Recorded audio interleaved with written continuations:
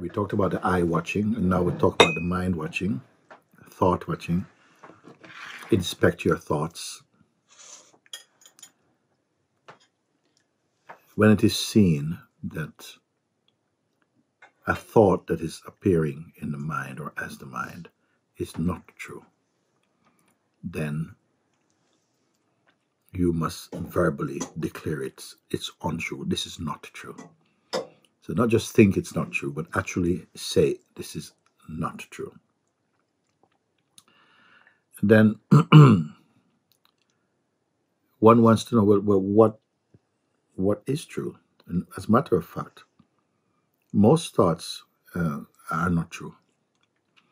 About practical things, it's okay up to a point, but let's start at a much more important level for recognition, and that is that whatever thought brings you into the I personality, the I person ego shape, that thought is not true. It's not good. So you can start with that. And in fact, nearly all thoughts that we are engaged with often is the ones that are reminding you of your sense of personhood, your position about something, what you believe, your take, your perspective personally.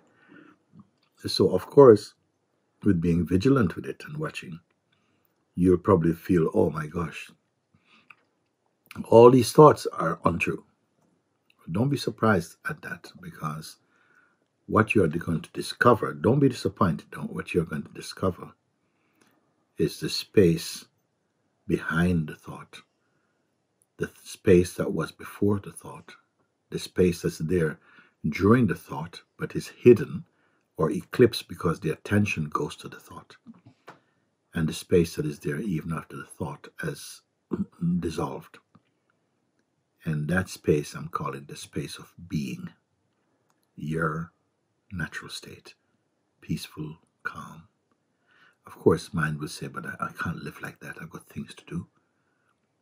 You're going to discover that all the things can be done, and much better so, because they will drop away. What will drop away are the things that are exaggerations in the mind, the things that the ego keeps inventing as things to do.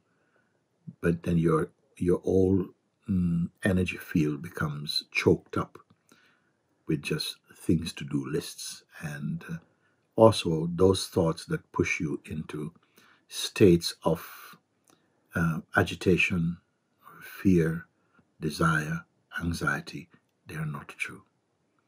So casting them out simply means don't fight with thoughts. You don't have to fight with them.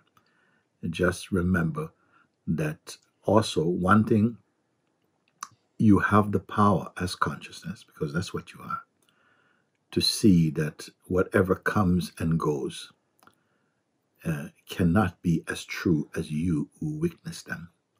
And keep remembering that. That which witnesses them is not the person, because the person itself is witnessable. So like this you start. You'll be surprised at how quickly you'll feel the space of your natural self and know, oh my gosh, how wonderful it is, because now I'm living in peace, as peace itself, actually. You see? So this is very, very important. So many people are, they feel that their life is too busy, their mind is too busy, there's too many things to do, and there's no rest in their life and so on. But it begins with thought, and it ends with thought. When you realize that, wait a second, thoughts are not necessary in quite the way that we have taken them to be. They don't necessarily enrich your life. They just make it more claustrophobic. So pay attention to this and see, what did you find just by keeping that attention, checking out the thought energy, even feeling some feelings quickly, thoughts come in with them, and to check it out, is this true? And you see that your discerning power, you may feel, I don't know if a thing is true or not. But don't worry about it. Get started. And quickly you'll find that there's a power in you that has the capacity and the power to discern something to be true or not true. You get better at it. All the very best. Blessing to you. Okay. Bye-bye.